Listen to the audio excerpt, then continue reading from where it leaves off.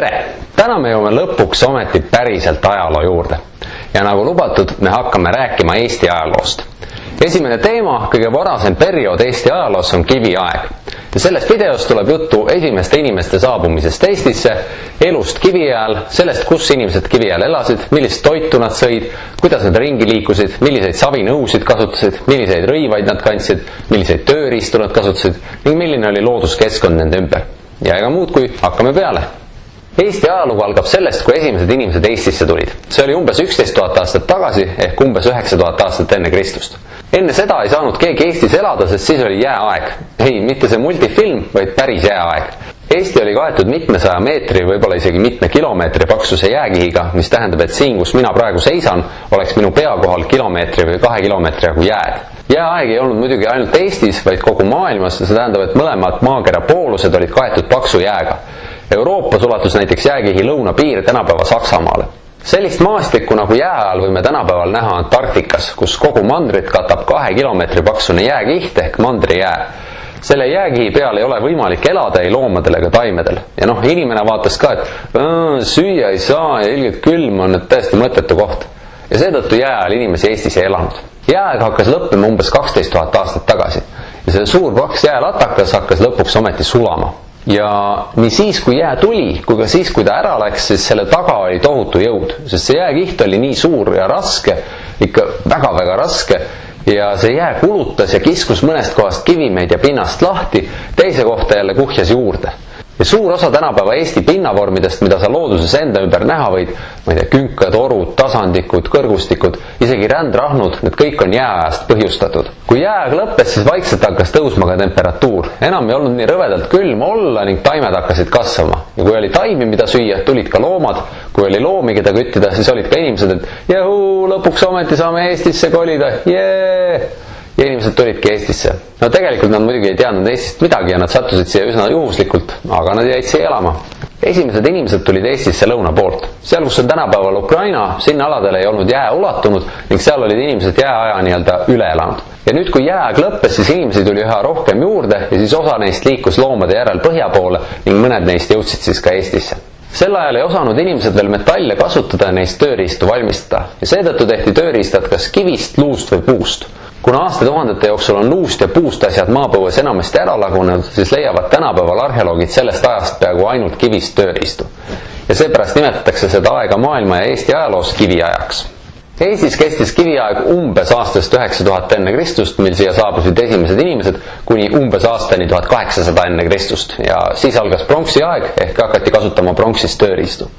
Ja see on jõhkralt pikk aeg, 7000 aastat. See tähendab 280 inimpõlvkonda. Nii et ilmselgelt selle aja jooksul mõned asjad muutusid, kõik ei püsinud päris sama. Ja see tähendab, et kui ma selles videos ütlen midagi, et elu kiviajal oli nii või elu kiviajal oli naa, siis tegelikult võis kiviaja ühes otsas ollagi ühtemoodi ja teises otsas täiesti teistmoodi, sest seal vahel oli nii palju aega, et see kõik jõudis muuta. Milline oli elu kiviajal? Üsna erinev tänapäevast ilmselgelt. Eestis ei olnud riike, rahvaid ega linnu. Inimesed elasid väikestes rühmades umbes nii, nagu loomad elavad karjades. Mõnikord olid need rühmad sama suured kui üks pere, aga enamasti suuremad, koosnesid mitmetest peredest. Mõnikord harva võis mõnes kohas näiteks pidustusteks kokku saada ka suurem hulk inimesi, näiteks mõnisada inimest. Aga sel juhul oli see vaid lühikest aega, sest kui ikka kaua pidutseda, siis saab toit otsa, eks ole. Siis pidi inimesed jälle laiali minema ja uuesti toitu otsima hakkama. Üldse määras kiviaja inimeste elu see, et nad ei kasvatanud endale ise toitu, vaid küttisid loomi, püüdsid kala ja korjasid loodusest seda, mida saada oli. Marju, puuvilju, pähkleid, juurikaid, seemneid, seeni. Sellist eluviisi nimetatakse küttimiseks koriluseks ja seda eluviisi harrastavat inimest kütiks korilaseks. Põldusid ja vilja kasvatamist ja loomade pidamist inimesed sel ajal veel ei tundnud. Ja inimesed ei tundnud ka ühtegi kodulooma peale koera. Seega tähendas seda, et inimesed pidid pidevalt ringi liikuma ja toitu otsima, sest kui nad ühes kohas liiga pikalt peatusid, siis sellest kohast said loodusest toit otsa. Veel üks põhjus, miks inimesed pidid pidevalt ringi liikuma, olid aastaajad. Viljad küpsevad näiteks suvel või varasügisel, mõnda looma on aga hea küttida talvel või varakevadel. Näiteks suvel võidi otsida koht, kus oli palju marju, aga siis jällegi varakevadel otsiti koht mere ääres, kus sai küttida hülgeid. Kiviaja Eestis elanud kütid korilased olid justkui igavesti matkal. Neil ei olnud enamasti püsivat kodu, vaid pigem teatud laagrikohad, kus nad aeg-ajalt peatusid. Ma kujutan ette, et eriti tüütu võis kiviajal olla see, kui keegi sinu perekonnast või sugukonnast oli see vend, kes küsib kogu aeg, et kas me oleme juba kohal? Lihtsalt terve elu käiks siuke pinin kõrvus, et kas me oleme juba kohal, kas me oleme juba kohal?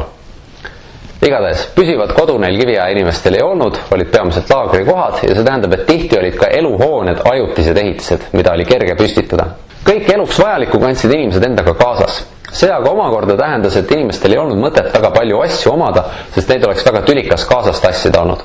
Meil tänapäeval on igaühel väga palju asju, ma ei tea, riideid, jalanõusid, elektroonilisi vidinaid, raamatuid, mänguasju, tööriistu ja muud sellist. Aga kiviaegsel kütil korilasel oleks neist ainult tüli olnud, sest üks inimene ei jaksa neid kõiki asju seljas kanda. Kujutage ette, kui te peaksite kõik asjad, mis teil toas on, selga võtma ja nendega siis kuskile minema. Põhimõtteliselt võis ju mõni kiviaegne inimene ka endale teha 7 põdranahkset kasukat ja olla selle üle väga uhke, umbes, et ma olen nii kõva mees, mul on 7 põdranahkset kasukat. Aga kui ta pidi neid kõiki tassima hakkama, siis ta sai kiirelt aru, et see on väga tüütu ja siis kõik hakkasid naerma talle, et haha, lollakas.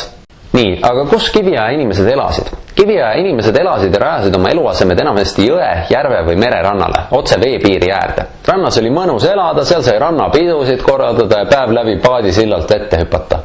Mitte päris muidugi, aga veekogu ääres elamisel olid mõned selged plussid. Esiteks sai kergesti paadiga liikvele ning teiseks, kui sa elasid jõe või järve ääres, siis oli joogivesi kohe olemas. Lisaks võib tuua selliseid põhjuseid, et rannast oli võrdselt lähedal käia vee peal kala püüdmas või siis metsas jahil või metsaande korjamas. Kuna kiviaja inimesed vahetasid oma elukohta aasta jooksul korduvalt, siis ei olnud nende laagrites eluasemed väga suured ja tugevad, vaid pigem ajutised. Sellel pildil on üks kiviaegne maja Soomes, mis on ehitatud selle põhjal, mida arheoloogid on väljakaevamistel kiviaegsete elamute kohta teada saanud. See maja on 4-nurkne ja natuke liiva sisse kaevatud, sellel on madalad palkidest seinad ja selle peale toetub katus. Ja katus on kaetud täiesti käepäraste vahendite, sambla ja mättaga. Lihtsalt vaadati oma jalge alla, et sammal, teeme katuse samblast. Ja nagu te võite veel näha, siis sellel majal on näiteks madal 3-nurkse kujuga eeskoda ja see on ilmselt selleks, et talvel vähem külma õhku elutuppa sisse pääseks. Aga sellel pildil on üks teine püstkoja moodi elamu, mille sarnaseid võidi ka kiviajal kasutada. Ja selle ehitamiseks löödi esmalt postid maasse, nende postide peale on kinnitatud maapinnaga horisontaalsed puud ja nendest moodustus siis selline ring ja sellele ringile sai siis toetada veel sellised pikad ridvad, mis saavad tipus kokku ja moodustasid siis sellise koonusekujulise välispinna. Ja selle välispinna peale sai siis panna loomanahad ja ühte kohta jäeti siis sisse käik. Nii, aga mida kiviaegne inimene sõi? Nagu ma eelpool mainisin, siis kiviaegne inimene ei kasvatanud endale ise toitu, vaid hankis selle loodusest, küttis loomi, püüdis kala ning korjas metsaande. Ja suure osa toidust andsid tegelikult metsaannid, marjad, juurikad, seemned, pähklid, võib-olla ka seened, sest neid oli kõige kergem saada, lihtsalt lähed metsa ja korjad. Kala püüdmiseks oli erinevaid vahendeid, olid õnged, võrgud, ahingud ja kalatõkked. Ahing oli selline odamoodi püügiriist, sellega liikusid madalas vees ja siis üritasid lihtsalt tabada neid kalu. Aga samas mõeldi välja ka palju keerulisemaid kalapüügiviise, näiteks puuokstest punuti selliseid kalatõkkeid, mis olid ehitatud nii, et kala pääses sisse, aga välja enam mitte. Loomadele võidi jahti pidada ka erinevat viisi, kas siis vibu ja nooltega või odaga tabades või siis püüniseid kasutades. Ja püüniseid kasutati ka suurte loomade, näiteks põtrade puhul ja sellisel juhul tähendas see seda, et eelnevalt kaevati maa sisse sellised suured püünisaugud ja siis mindi loomade juurde, tehti neile ja siis hakati neid taga ajama ja aeti neid taga sellistest suundadest, et loomad hakkasid nende eest põgenema ja jooksid, et ei, inimesed jälitavad meid ja siis nad jooksid ja siis järsku kukkusid auku. Arheoloogide uurimuste põhjal kütiti kiviajal Eestis kõige rohkem põtru, kopraid ja metssigu. Kuidas kiviajal ringi liiguti? Kiviajal kattis suurt osa Eestist paks ja kohati läbitungimatu ürgmets. Suuri teid ei olnud, polnud ka autosid ega ronge, bussi ega lennukeid ja polnud isegi veoloomi, sest kiviaja Eestis ei tuntud isegi hobust. Ja kuna metsad olid paksud, siis kõige kergem viis pikki vahemaid läbida ei olnud mitte jalgsi, vaid hoopis paatidega mööda jõgesid ja järvi sõita. Ja niimoodi sai kiiresti edasi liikuda ja paatidega sai kanda ka suuremaid koormaid, kui inimene seljas jaksaks kanda. Kui tänapäeval on veekogud sageli riigi piiriks ja väga tüütu tundub merest või isegi suurest jõest üle saada, siis kiviajal polnud veekogud mitte takistused, vaid pigem justkui suured maanteed, mis ühendasid üksteisest kaugel asetsevaid paiku. Jõgedel ja järvedel liikumiseks olid 2 peamist paaditüüpi, ruhi ja haabias. Ruhi oli sisuliselt puutüvi, millele oli ühest küljest sisse uuristatud süvend, kuhu inimene sai istuda. Sellist paati ei olnud väga keeruline teha, aga see võis ka väga kergesti ümber minna. Ja selle edasiarendusena mõtlesid kiviaja inimesed välja haabia. Selle valmistamist alustati samamoodi, aga kui see süvend oli valmis uuristatud, siis puu pandi lõkke kohale ja kuumutati seda nii kaua, kuni kuumus muutis puidu pehmemaks ja see võimaldas siis venitada seda süvendit keskelt laiemaks, nii et see omandas natuke rohkem selliste tavaliste tänapäeval kasutatavate paatide kuju. Nii, järgnevalt tuleb juttu kiviaegsetest savinõudest. Nagu juba öeldud, siis kiviaeg oli väga pikk ajastu, mis kestis tuhandeid aastaid. Ja üks oluline muutus, mis selle aja sees toimus, oli see, et kiviaja teises pooles, umbes aastal 5000 enne Kristust, õpiti Eestis kasutama keraamikat ehk põletatud savist anumaid. Ja see mõte savinõusid valmistada tuli Eestis teistest maadest, kus see oli juba varem leiutatud. Inimesed avastasid, et märga savi saab kätega vormida ja sellest saab näiteks kujundada anumaid. Ja kui need anumad näiteks pärast lõkkesse panna, siis see tuli muudab savi kõvaks ja vastupidavaks. Ja savipotid olid head sellepärast, et nende sees sai hoida ja keeta erinevaid vedelikke ja toitu, mis enne oli väga raske või isegi võimatu. Ja siis kõik olid umbes, et jumal tänatud, me oleme 4000 aastat söönud lihtsalt paljaid marju ja grillliha. Hakkas juba üle viskama, et lõpuks ometi on meil midagi, millega suppi ja putru keeta. Supp ja puder. Kuna metallist potte ja panne veel ei tuntud, siis ainus viis sooja toidu valmistamiseks oli panna see sama savist pott lõkkesse. Ja seepärast ei olnud pottide põhi tasane, vaid ümar või kooniline, et neid oleks kerge lõkkesse või lihtsalt maa peale kivide vahele asetada. Kiviaegsetele inimestele meeldis savipotte väljaspoolt kaunistada. Ja poti valmistamisel vajutati märja savi sisse luust või puust kammiga või millegi muuga, puuokstega näiteks, ja niimoodi tehti geomeetrilisi mustreid. Eesti kiviaegsete savipottide hulgas on peamiselt 2 erinevat stiili kaunistustega potte. Ühte tüüpi keraamikat nimetavad teadlased kammkeraamikaks, sest sinna on kiviaegsed inimesed teinud kaunistusi kammikujulise jäljendiga. Teist tüüpi potte nimetatakse nöörkeraamikaks, sest neid on kaunistatud peamiselt nööri vajutustega. Need on ka väiksemad ja lameda põhjaga. Arheoloogid arvavad, et neid erinevat tüüpi potte võisid valmistada erinevad rahvad ja erinevatel aegadel. Ja miks savipotid nii olulised on see, et savipotid kippusid aja jooksul mõranema või kukkudes katki minema. Ja kuna kiviaja inimesed ei kasutanud prügikaste, prügivedu ja prügimägesid, siis nad viskasid prahi enamasti kuhugi kodu lähedale. Prügi tekkis neil üldse üsna vähe, sest nad kasutasid asju väga säästlikult ning see vähene praht, mis neil tekkis, ei tekitanud eriti haisu või lagunes looduses kiiresti. Aga need potikillud ning katkised luust või kivist tööriistad, mille nad ära viskasid, need säilivad maapõues kaua. Ja seetõttu õnnestub arheoloogidel vahel kiviaegsetelt asulakohtadelt potikilde ja tööriistu leida. Ja see tähendab, et arheoloogid teevad oma järeldusi kiviaja inimeste elukohta peamiselt just nende asjade, potikildude ja katkiste tööriistade põhjal, mis on ju sisuliselt kiviaegne prügi. Nii, aga milliseid tööriistu kiviajal elanud inimesed kasutasid? Kiviajal elanud kütid korilased tegid oma tööriistad ning muu vajaliku kohalikust loodusest leitavast materjalist. Kõige kergemini kättesaadav ja töödeldav materjal oli puit, kuid samas hävis ja kulus puit ka kõige kergemini. Suur osa igapäevastest esemetest olid ilmselt tehtud puidust ja nahast, aga kuna need materjalid ei säili maapõues tavaliselt eriti kaua, siis ei ole nad enamasti tänapäevani säilinud. Lugade ja muude lõikavate tööriistade jaoks oli vaja kõvemat materjali, näiteks kivi või luud. Kiviaeg ongi kiviaeg seepärast, et erinevalt tänapäevast, mil noad, kirved ja paljud teised tööriistad valmistatakse rauast või mõnest muust metallist, tehti kiviajal sellised tööriistad valdavalt kivist. See muidugi ei tähenda, et neid oleks tehtud suvalisest maas vedelevast kivitükist, vaid neid tehti ikkagi hoolikalt valitud materjalist, näiteks tulekivist või kvartsist, millest sai teravaid ja kvaliteetseid tööriistu. Tihti pidi sellist kvaliteetset kivi Eestist väljaspoolt tooma. Kiviaja inimesed olid üsna osavad täpselt õige suuruse ja kujuga kildude kivist väljatagumisel ja tööriistana kasutamisel.